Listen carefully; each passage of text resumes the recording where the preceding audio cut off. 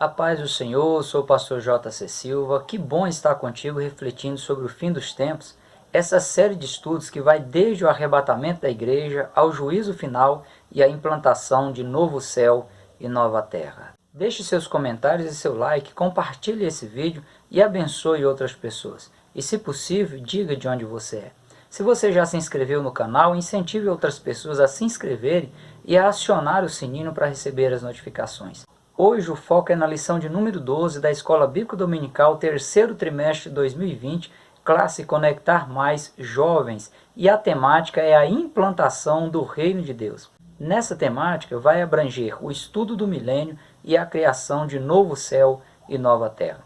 O texto áureo está em Apocalipse capítulo 21, versículo 1, que diz: "E vi um novo céu e uma nova terra, porque já o primeiro céu e a primeira terra passaram, e o mar já não existe." Como verdade aplicada, o pastor César Pereira, que é o comentarista da lição deste trimestre, ele lembra que Deus tem um lugar reservado para todos os redimidos na consumação de seu reino. O texto de referência está no livro de Apocalipse, capítulo 21, versículos 1 a 8, e eu vou estar pensando esse texto no decorrer da reflexão de hoje.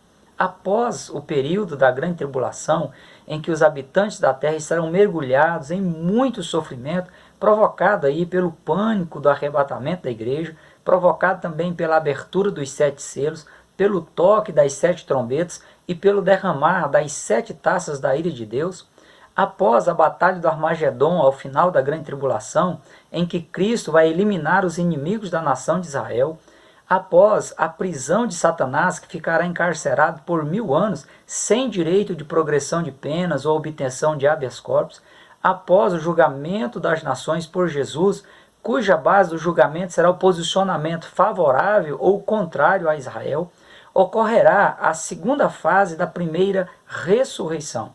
Aqui vão ressuscitar todos os mártires da grande tribulação, pessoas que morreram por ter se reconciliado com Cristo e permanecido fiel em meio a toda a sorte de perseguição e tormento no decorrer da grande tribulação. Após essa série de acontecimentos, será inaugurado o reino milenial. O reino milenial, ele inicia literalmente o reinado do Filho. A Bíblia diz em Mateus capítulo 24, versículo 35, e Lucas capítulo 21, versículo 33, que o céu e a terra passarão, mas as minhas palavras, disse Jesus, não hão de passar. Dentre as palavras de Jesus que não hão de passar, estão suas promessas à igreja. E todas as promessas de Jesus, constante nas Escrituras Sagradas, vão se cumprir em sua totalidade. Em Apocalipse capítulo 2, versículos 26 e 27, Jesus prometeu aos vencedores, aos que permanecerem fiéis até o fim, que eles reinarão sobre as nações com vara de ferro. Em Apocalipse capítulo 20, versículo 6, Jesus prometeu aos que fizerem parte da primeira ressurreição que eles reinarão com ele por 1000 anos. Em Apocalipse capítulo 22, versículo 14, a parte B, Jesus prometeu a todos quantos tiverem as suas vestes lavadas no sangue do Cordeiro o direito de entrar na cidade pelas portas. Penso ser relevante essas informações para você se situar onde e quando algumas promessas se cumprirão na vida dos salvos. Estamos vivendo na sexta dispensação, ou seja, o período de tempo em que Deus se revela à humanidade por meio da obra de Jesus Cristo, realizada através do sacrifício de Cristo perfeito na cruz do Calvário. E essa revelação divina, ela é transmitida e levada a efeito por meio da ação do Espírito Santo de Deus na igreja. No arrebatamento da igreja, a sexta dispensação, conhecida como dispensação da graça, ela terminará e vai abrir um parêntese e nele vai ocorrer a grande tribulação. Terminada aí a grande tribulação, esse parênteses ele se fecha e inicia a sétima dispensação, conhecida como dispensação milenial, que será o reinado de Cristo aqui na terra. No reino milenial, que será essa sétima dispensação, será o período de tempo em que Jesus ele se dará a conhecer de forma direta, pois ele estará reinando aqui na terra. No grego, o termo utilizado em Apocalipse capítulo 20, versículos 6 e 7, para se referir a esse período de 1000 anos, é Xília, cujo significado é uma unidade de milhar, ou seja, um período de tempo correspondente a uma unidade de milhar. A expressão milênio vem do latim millennium e, como o próprio nome sugere, se refere a um período de 1000 anos. O milênio, ou a sétima dispensação, esse período de tempo de 1000 anos, ele deve acontecer para que dois propósitos se cumpram. O primeiro propósito é provar a capacidade humana de desobediência a Deus sem nenhuma influência demoníaca, pois Satanás ele estará preso e os demônios eles não terão permissão divina para atuarem nesse período. O segundo objetivo, o segundo propósito, é provar a inclinação humana em pecar, mesmo com Cristo governando pessoalmente aqui na terra. Em Zacarias capítulo 14, versículos 16 a 19, o profeta Zacarias ele deixa evidenciado a hipótese de alguém descumprir as determinações de Deus. Isto porque haverão aqueles que ousarão desobedecer ao Senhor e serão punidos pelo Rei dos Reis. Em Isaías capítulo 65, versículo 19 e 20, o profeta diz que os velhos cumprirão os seus dias. Uma pessoa com 100 anos será considerada jovem, e o pecador, ainda na sua juventude, será amaldiçoado. Mas quem estará participando, quem adentrará no milênio? De acordo com os textos que eu já citei para você, a igreja glorificada ela estará presente no reino milenial, integrando de forma ativa e dinâmica o governo de Jesus aqui na terra. Também estarão no milênio as nações que se posicionarem contra o anticristo em sua ação de destruir Israel na batalha do Armagedon. Essas nações receberão o salvo-conduto de Jesus, permitindo que adentrem no milênio e sejam governadas por Jesus e por sua igreja glorificada. As nações aliadas do anticristo na batalha do Armagedon, elas serão mortas e vão reaparecer somente no julgamento final após o milênio. Apocalipse capítulo 20, versículo 4, deixa claro que as pessoas que forem mortas no período da grande tribulação, depois de muito sofrimento e perseguição, por se reconciliarem com Deus após o arrebatamento da igreja e preservarem essa fé, vão ressuscitar e vão integrar a igreja glorificada para reinar com Cristo no milênio. Veja alguns outros detalhes do reino milenial de Cristo na terra. Salomão, ele falando desse período, desse reinado de paz e justiça, ele diz que o domínio será de mar a mar, desde o rio até as extremidades da terra. Ou seja, pode-se afirmar que será de uma a outra extremidade da terra.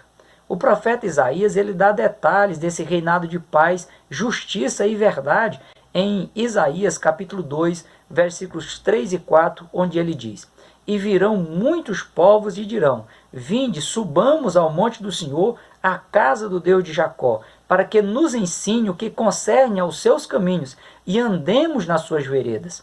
Porque de Sião sairá a lei, de Jerusalém a palavra do Senhor, e ele exercerá o seu juízo sobre as nações, e repreenderá a muitos povos. E estes se converterão as suas espadas em enxadões, e as suas lanças em foices. Não levantará espada nação contra nação, e nem aprenderão a guerrear. Isaías capítulo 11, versículos 6 a 8 diz: E morará o lobo com o cordeiro, e o leopardo com o cabrito se deitará, e o bezerro e o filho do leão e a nédia ovelha viverão juntos, e um menino pequeno os guiará. A vaca e a ursa pastarão juntos, e seus filhos juntos se deitarão.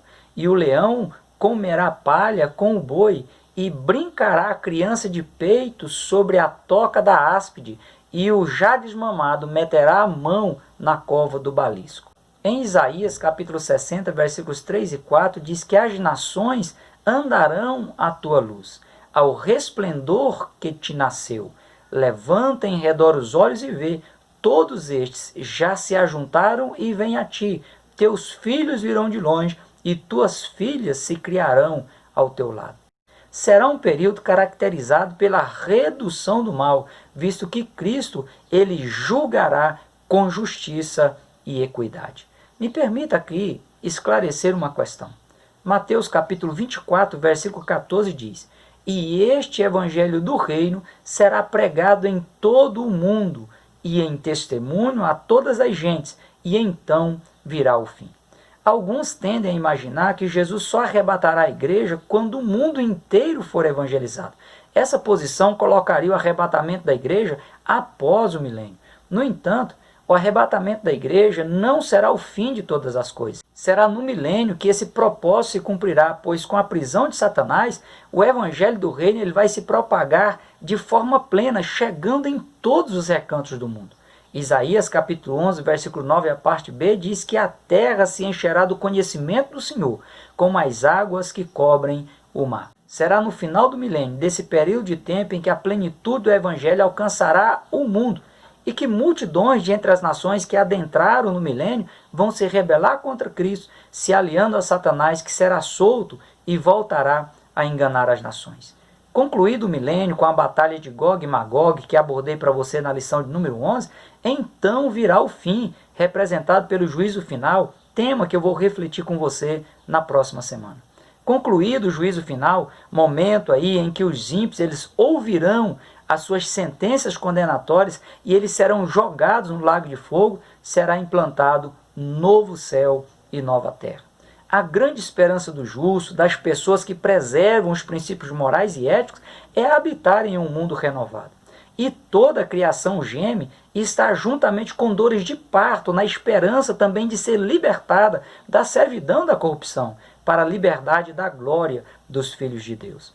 Já no milênio iniciará essa renovação que vai se concretizar com a implantação de novo céu e nova terra, um novo espaço celeste que antes estava sendo habitado pelas hostes espirituais da maldade.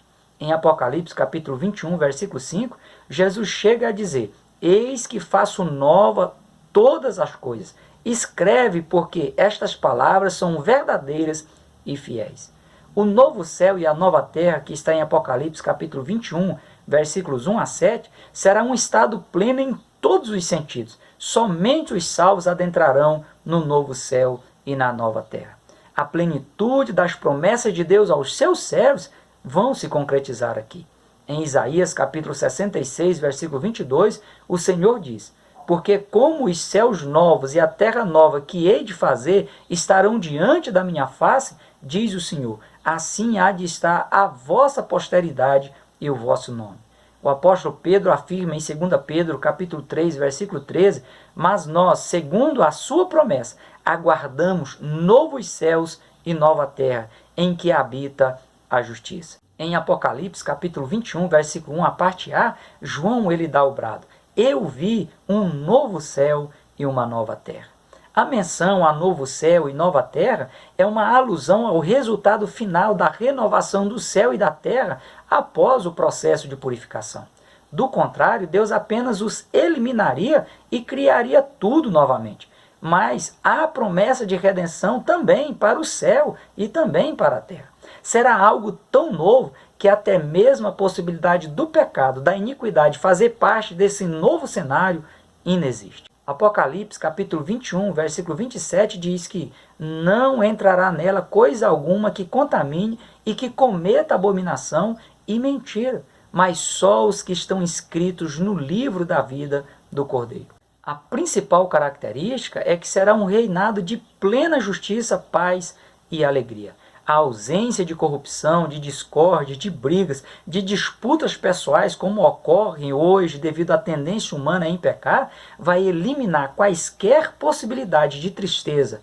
Deus limpará dos olhos toda a lágrima. Essa declaração inicial de Jesus aqui em Apocalipse capítulo 21, versículo 4, dá a entender que todos os sofrimentos humanos experimentados pelos salvos na terra e que provocaram lágrimas de dor, eles serão eliminados de uma forma tão plena que deixarão de existir seus registros, simbolizados aqui pelo ato de limpar dos olhos toda a lágrima.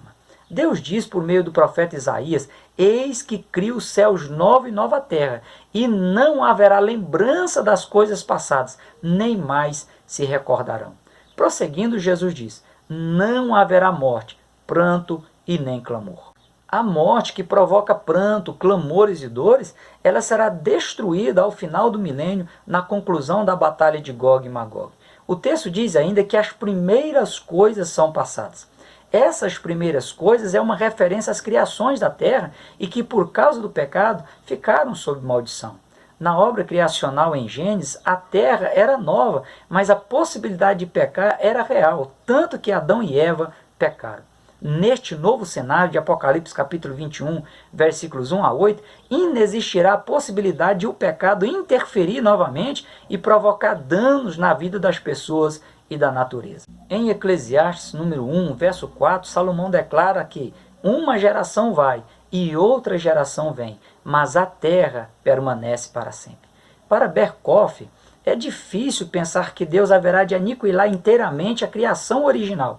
Nesse caso, iria parecer que Deus estaria dando ao diabo a última palavra ao reduzir a nada a criação que era originalmente boa. Alex McGrady, ele pondera que assim como o corpo dos salvos, eles serão totalmente transformados e não trocados, o mesmo ocorrerá com o céu e com a terra.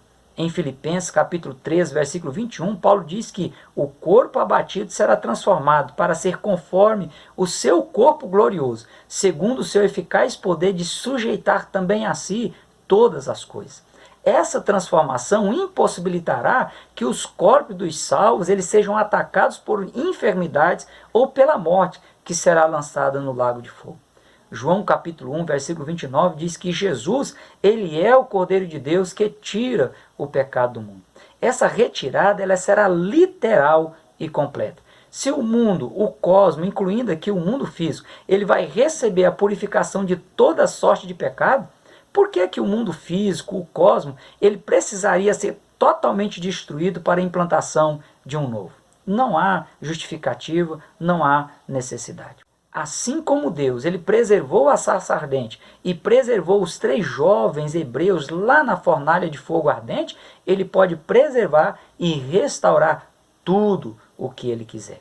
O termo passaram, aqui em Apocalipse capítulo 21, versículo 4, é a conjugação do verbo passar no pretérito mais que perfeito, e no original grego ele é paraxomai, que dá a ideia de passar de um estado para o outro. O céu e a terra, eles passarão do estado de contaminação por causa do pecado para o estado de perfeição como foram criados por Deus. A Nova Jerusalém é a morada perfeita, prometida e preparada por Jesus aos seus servos, conforme está no Evangelho de João, capítulo 14, versículo 13. É o lar eterno dos remidos, a habitação de Deus, a cidade da qual fala o escritor aos Hebreus dizendo que Abraão, pela fé, ele habitou na terra da promessa como em terra alheia, morando em cabanas com Isaac e Jacó, herdeiros com ele da mesma promessa, porque esperava a cidade que tem fundamentos, da qual o artífice e construtor é Deus. O teólogo protestante Wayne Grudem, ele abordando sobre as dimensões da Nova Jerusalém, com 2.220 quilômetros de largura, 2.220 quilômetros de comprimento e 2.220 quilômetros de altura, ele concorda que se trata de uma cidade literal, cujos muros são de uma vasta variedade de pedras preciosas de diferentes cores, cujo fulgor da beleza faltaram palavras para João descrever, pois excede aos mais altos padrões de beleza e riqueza da terra. Além disso, o ouro puro, ele não diz respeito apenas à beleza e à riqueza, mas remete aí à ideia de perfeição moral. A Nova Jerusalém será a capital permanente do reino de Jesus na terra. O escritor Tuna, ele diz que, embora sendo uma cidade literal, sua glória ultrapassa em muito a linguagem que João usa para descrevê-la em Apocalipse capítulo 21, versículos 11 a 21. Quanto às características da Nova Jerusalém, Apocalipse capítulo 21, versículo 1 diz: o mar já não existe. A ausência do mar neste cenário de redenção plena deve levar o cristão a refletir algumas verdades no contexto bíblico. Mar é símbolo do mundo sem Deus. Mar fala de lutas, provações, medos, incertezas, impurezas, mortes e muitas coisas ruins. É um ambiente que oferece muitos riscos por sua profundidade, por suas ondas, sua dimensão e suas demais características. Isaías 57, versículo 20 diz: os ímpios são como o barco bravo, que não se pode aquietar e cujas águas lançam de si lama e lodo.